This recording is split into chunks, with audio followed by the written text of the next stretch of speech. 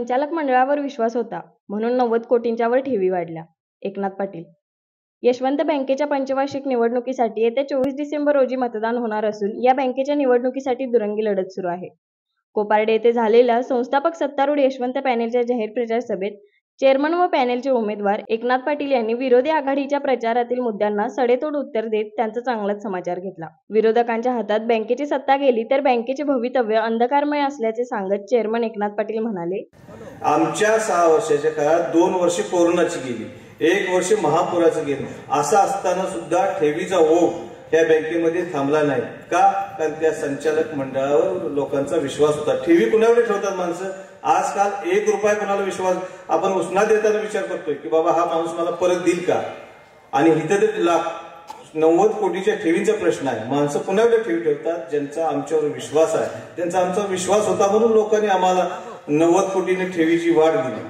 कर्जांच्या बाबत बोलायचं म्हटलं तर साधारण 43 कोटीची कर्ज होती, आज ती 115 कोटीची झाली. म्हणजे जवळपास कर्जामध्ये सुद्धा 80 कोटीची वाढ झालेली आहे. तुमच्या काळात किती झाली? प्रकाश देसाई चेअरमन असताना 52 कोटीवरनं 72 कोटीवर ठेवी गेल्या 5.5 वर्षात. बरोबर आहे? साधारण वर्षाला 4 कोटी पडते. आणि कर्ज गेली 36 कोटीवरनं 43 कोटीवर, म्हणजे 7 कोटीने कर्ज वाढली. म्हणजे वर्षाला 1 कोटी 10 लाख 1 कोटी 20 लाखांनी कर्ज वाढली. का हो? कारण हे चेअरमन महिन्याभर बँकेतच यायची नाही. चेअरमन साहेबांना फोन केला की हा मी येणार आहे की 11 वाजता येतो. ते कर्जदार तिथे 11 वाजल्यापासून वाट बघायचं आणि चेअरमन कधी 4-5 ला येऊन, म्हणजे सगळ्यांनी घोडा लावून तो कर्जदार जायचा. त्यामुळे त्यावेळी थकीत कर्जाचं प्रमाण सुद्धा प्रचंड राहिलं. का? कारण चेअरमन सन्मानाची वागणूक सभासदांना त्या काळात मिळतच नव्हती. आम्ही काय करतोय आता? आम्ही 8 वाजल्यापासून बसतोय तरी यांची टीका. आणि तिथे 8 वाजल्यापासून आम्ही काय आमची काम, आम्हाला काय काम असलं तर आमचं घर आहे, आमचं ऑफिस आहे, तिथं आम्ही बसू शकतोय ना. तिथे लोकांना वेळ देता येतोय, लोकांची गाराने ऐकून तिची सोडवता येतात, म्हणून तिथं आम्ही 8 वाजल्यापासून बसतोय. तर कोणतरी म्हणतोय चेअरमन चहा पितोय, आमलेट खातोय, आमच्या घरात काही शिजत नाही का काय? मला समजत नाही.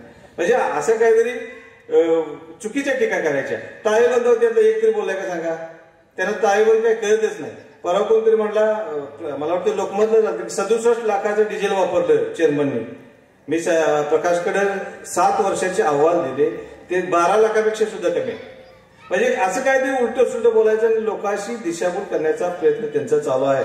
माझी तुम्हाला विनंती आहे, त्यांच्या अजिबात विश्वास ठेवू नका. येत्या 24 तारखेला अत्यंत जागरूकपणे आमच्या पॅनलचे चिन्ह आहे कबशी, या चिन्हावर आपण सर्वांनी आपल्या पै पाहुण्यांना, आपल्या मित्रांना, इतरांना सगळ्यांना सांगा की बाबा कबशी आली तरच ह्या बँकेचं भवितव्य चांगलं आहे, किंवा ह्या लोकांच्या बँकेत ताब्यात जर बँक गेली तर बँकेचं भविष्य अंधकारमय असल्याशिवाय असणार नाही. त्यामुळे तुमची जबाबदारी आहे की येत्या 24 तारखेला आमच्या कबशी चिन्हावर शिक्का मारून आम्हाला परत एकदा आपली सेवा करण्याची संधी द्या. एवढीच या निमित्ताने विनंती करतो आणि थांबतो. जय हिंद, जय महाराष्ट्र.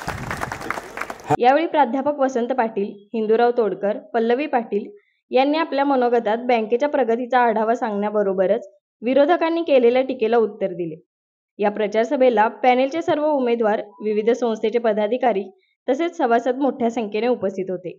न्यूज मराठी 24 साठी कॅमेरामन अवधूत मोरेसह असित बनगे, कोल्हापूर.